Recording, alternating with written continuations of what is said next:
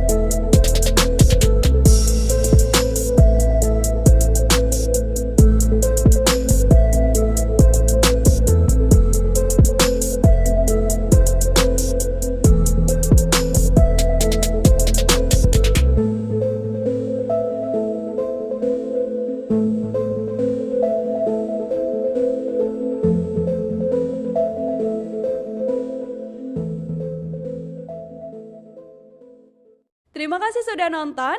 Jangan lupa like, subscribe, dan share ya.